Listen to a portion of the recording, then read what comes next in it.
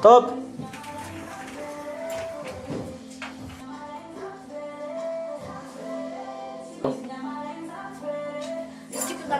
Olha essa menina, telefone na mesa dele.